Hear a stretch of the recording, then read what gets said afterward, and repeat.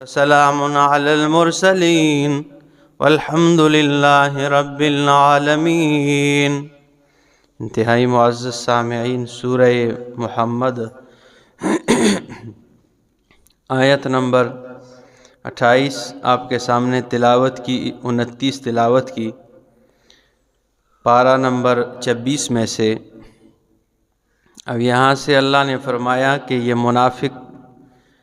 یہ چونکہ منافقین کے لیے زجر بیان ہو رہا ہے، فرمایا یہ گمان کرتے ہیں کہ اللہ رب العزت ان کے کینہ اور بغض اور حسد جو مومنوں کے لیے اندر چھپی ہے یہ ظاہر نہیں کرے گا۔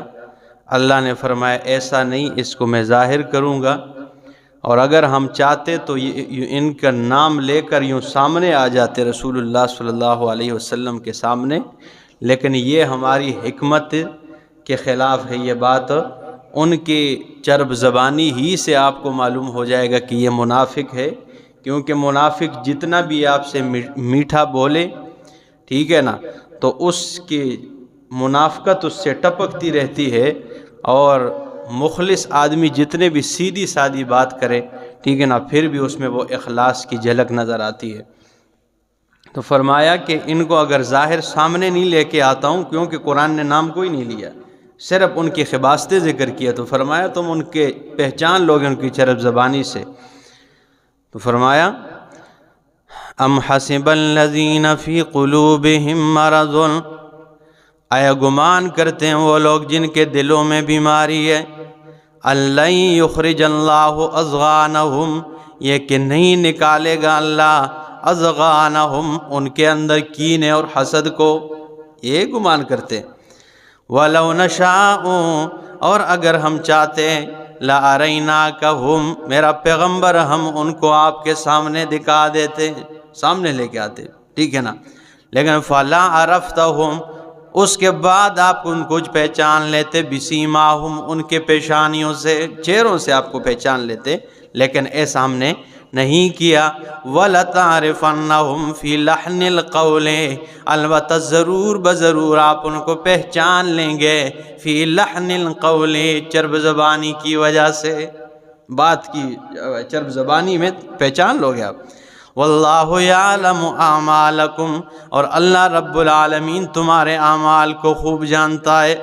وَلَنَبْلُوَنَّكُمْ، اور البتہ ضرور ہم تمہیں آزمائیں گے، حَتَّى نَعْلَمَ الْمُجَاہِدِينَ مِنْكُمْ، یہاں تک کہ ہم ظاہر کر دے تم میں مجاہدین اسلام کو، وَالصَّابِرِينَ، اور صبر کرنے والوں کو ظاہر کر دے، وَنَبْلُوَ أَخْبَارَكُمْ، اور ہم تمہارے خبر یعنی تمہاری حالت کو ظاہر کر دے۔ اللہ فرماتے ہیں ہم ظاہر کر دے تمہارے، تاکہ ہم تمہیں آزمائیں گے ضرور، تاکہ تم میں مجاہدین کو ظاہر کر دے، ٹھیک ہے۔ ہمارے استاد تھے، فوت ہو گئے، وہ کہتے ہیں ہم کام کرو گے تو کام بھی ہوگا، نام بھی ہوگا، نام کرو گے تو نہ کام ہوگا نہ نام ہوگا، ٹھیک ہے نا۔ ہاں، تو یہ ہے کہ جب کام کرو گے تو کام بھی ہوگا اور نام بھی ہوگا، صرف نام چاہو گے تو نہ کام ہوگا اور نہ نام ہوگا۔ تو یہاں اللہ خود فرماتے ہیں کہ ہم تمہیں اس لیے آزمائیں گے تاکہ تم میں مجاہدین ظاہر ہو جائے، ٹھیک ہے نا۔ تو اللہ خود ابھار دیتا ہے ظاہر، پوری دنیا پہ عزتیں عطا کر دیتا ہے۔ تو فرمایا وَلَنَبْلُوَنَّكُمْ حَتَّى نَعْلَمَ الْمُجَاهِدِينَ مِنْكُمْ وَالصَّابِرِينَ، اور صبر کرنے والے، وَنَبْلُوَ أَخْبَارَكُمْ، ہم ظاہر کر دیں گے تمہاری حالت کو۔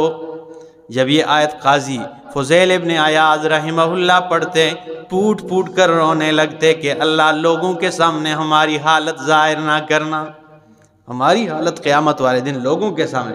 وہ اقبال نے کیا کہا، الہی تو غنی از ہر دو عالم من فقیر، روز محشر عذرہائے من پذیر، گر تمہیں بینے حسابم ناگزیر، از نگاہ مصطفیٰ پنہا بگیر۔ الہی تو غنی از ہر دو عالم من فقیر، اے اللہ تو ہی غنی ہے، من فقیر میں فقیر ہوں، محتاج ہوں، روز محشر عذرہائے من پذیر، محشر کے میدان میں میرے عذر کو قبول فرما لینا۔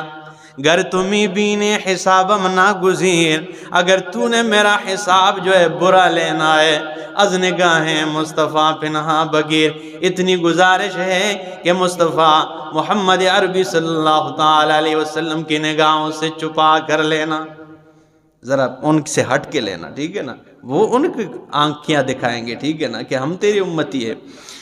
تو کیا کہتے ہیں، گر تمہیں بینے حسابم ناگزیر، از نگاہ مصطفیٰ پنہا بغیر۔ تو یہاں اللہ فرماتے وَنَبْلُوَ أَخْبَارَكُمْ، ہم تمہارے خبر اور تمہاری حالت ظاہر کر دیں گے۔ إِنَّ الَّذِينَ كَفَرُوا وَصَدُّوا عَن سَبِيلِ اللَّهِ، بے شک وہ لوگ جنہوں نے کفر کیا ہے، آئے سَتَرُ الْحَقَّ عِنَادًا، جنہوں نے جان بوجھ کر حق کو چھپا لیا، وہ کافر ہوتے ہیں۔ اب آگے میں اس لیے یہ معنی کرتا ہوں کہ آگے ایک بات بتانے لگا۔ اچھا، جنہوں نے جان بوجھ کر حق جانتے ہوئے بھی حق کا انکار کرے وہی کافر ہوتے ہیں۔ تو فرمایا ان الذین کفروا، بے شک وہ لوگ جنہوں نے کفر کیا ہے، وصدوا عن سبیل اللہ، اور جنہوں نے اللہ کے راستے سے روکا ہے، وشاقوا الرسول، اور رسول کی مخالفت کی ہے، من بعد ما تبین لهم الہدی، بعد اس کے کہ ان کے لیے ہدایت واضح ہو چکی ہے، ہدایت واضح ہوئی۔ لن یضر اللہ شیئا، وہ اللہ کو کچھ بھی نقصان نہیں دے سکتے ہیں، وسیحبط اعمالہم، اور ان قریب ان کے سارے اعمال ضائع ہو جائیں گے، ضائع ہو جائیں گے سارے اعمال۔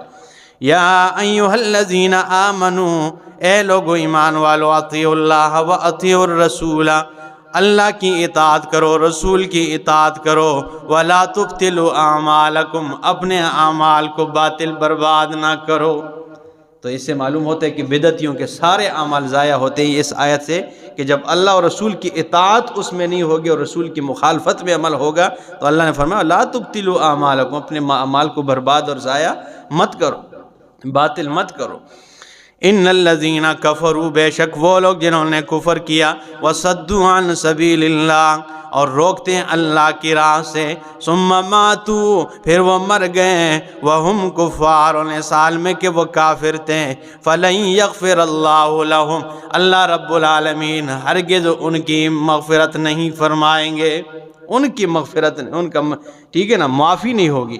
فلا تہنوا وتدعوا الی السلم، اللہ فرماتے ہیں فلا تہنوا، سستی نہ دکھایا کرو، وتدعوا اے ولا تدعوا الی السلم، اور صلح کی طرف نہ بلایا کرو۔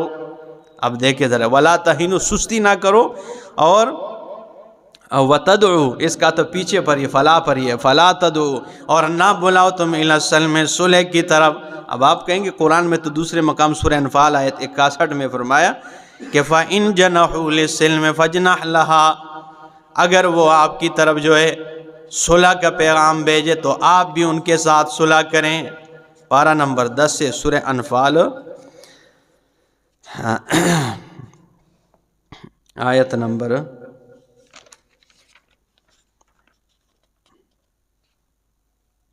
61، یہ فرمایا وَإِن جَنَحُوا لِلسَّلْمِ، اگر وہ آپ کے لیے صلح کا پیغام بھیجے، فَاجْنَحْ لَهَا وَتَوَكَّلْ عَلَى اللَّهِ، تم بھی ان کے ساتھ صلح کرو۔ اب یہاں پہ اللہ نے فرمایا ان کے ساتھ صلح کرو، اور یہاں پہ کیا فرمایا، یہ سورہ محمد میں فرمایا وَلَا فَلَا تَهِنُوا، سستی نہ دکھاؤ، وَتَدْعُوا إِلَى السَّلْمِ، اور صلح کی طرف نہ بلایا کرو۔ تو یہاں پر فرمایا نہ بلاؤ اور ادھر کا صلح کرو، تضاد کوئی نہیں ہے۔ مطلب یہ ہے اللہ فرماتے ہیں جب میدان جنگ میں دشمن کے سامنے اتر جاؤ تو صلح کے لیے فعل تم نہ کرو، پہلے یہ نہ کہ صلح کرنا چاہتے، صلح کرنے، مومن تو بہادر ہوتا ہے، ہاں اگر وہ کہے بھائی ہمیں معاف کر دو ہم صلح کرتے ہیں تو پھر ان کے ساتھ کیا کر دو، صلح کر دو۔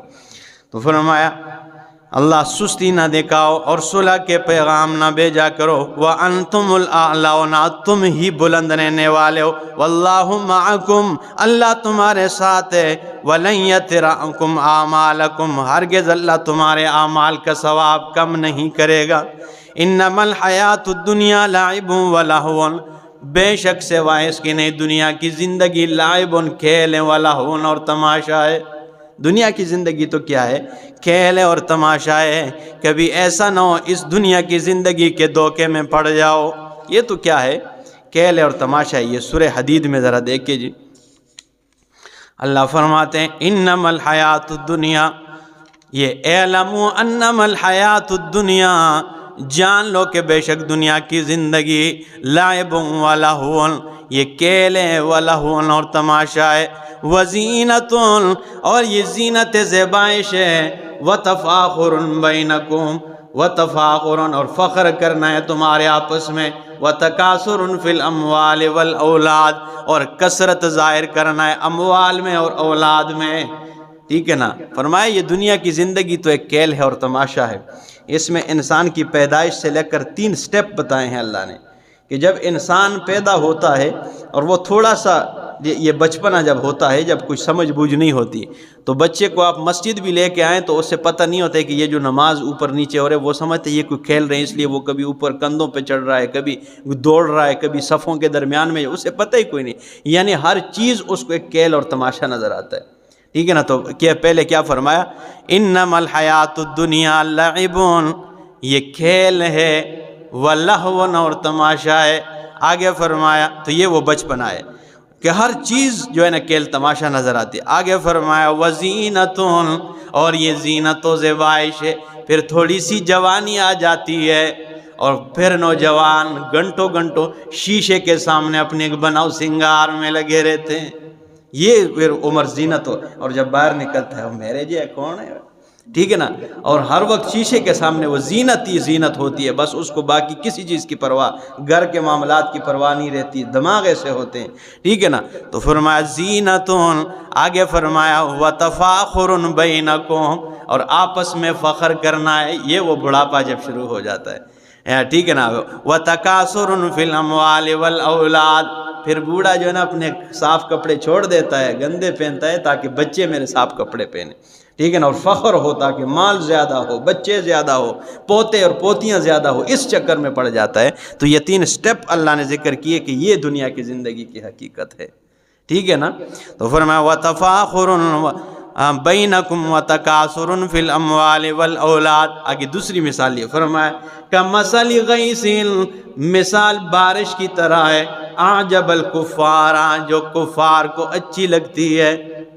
اب آپ کہیں گے کفار، یہ وہ کفار مراد نہیں جو پیچھے میں نے معنی کیا نا کافر کا، کہ ایسا تر الحق کا انادن، جو انادن جان بوجھ کر حق جانتے ہوئے بھی اس کا انکار کرے اور اسے چھپا لے، وہ کافر۔ ادھر بھی کفار ہی کہا ہے، لیکن یہ کفار دوسرا ہے۔ وہ ایک مولوی صاحب تھے، بڑے خوش طبی کے مزاج کے مالک تھے، تو وہ مقتدیوں سے ایک دن کہا تم سب کفار ہو، بیان کر کے اس کے بعد کہا تم سب کفار ہو، ٹھیک ہے نا، اور گھر چلے گئے۔ لوگ ٹولیاں ٹولیاں بن گئے ایک دم، ہو یہ کیا ہو گیا؟ پھر جرگے ہوئے، اس کے بعد پھر وہ سوٹے چاقو چوریاں لے کے آ گئے، ہاں جی آپ نے سب کو ہمیں کفار کہا ہے، ٹھیک ہے نا۔ تو مولوی صاحب نے کہا میں تو اب بھی کہتا ہوں آپ کفار۔ انہوں نے کہا آپ ہماری نمازیں پڑھاتے ہیں، آپ دیکھتے ہیں ہم نماز پڑھتے ہیں، کلمہ پڑھتے ہیں، قرآن پڑھتے ہیں، انہوں نے کہا پھر بھی آپ کفار ہو۔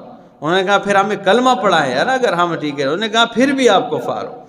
تو وہ پھر جب صحیح خوب ان کو جو ہے نا تھوڑا تپایا، اس کے بعد کہا ہے کہ بھائی یہ وہ کفار نہیں ہے، کفار کہتے ہیں زمیندار کو، آپ سب زمیندار ہو، ٹھیک ہے نا۔ تو کفار یہ کافر کے لیے بھی آتا ہے اور زمیندار کے لیے بھی آتا ہے، یہاں پہ معنی اس کا کیا ہے؟ زمیندار، ٹھیک ہے نا۔ تو فرمایا کمثل غیث، مثل بارش کی طرح، اعجب الکفار، جس کو جو اچھی لگتی ہیں کفار یعنی زمیندار کو، اور کافر کو کافر کیوں کہتے ہیں؟ اس کو اس لیے کہ کافر کہتے ہیں کہ وہ جانتے ہوئے حق چھپاتا ہے، اور زمیندار کو کافر اس لیے کہتے ہیں کہ یہ بھی دانے اور بیج کو زمین کے اندر کیا کرتا ہے؟ چھپاتا ہے۔ تو فرمایا اعجب الکفار نباتہ، کہ اچھی لگتی ہیں کفارا زمیندار کو اپنی فصل، ثم یہیج، پھر وہ پک جاتا ہے، فتراہ مصفرا، تو دیکھے گا اس فصل کو زرد رنگ کا ہو جاتا ہے، ثم یکون حطاما، پھر ریزہ ریزہ ہو جاتا ہے۔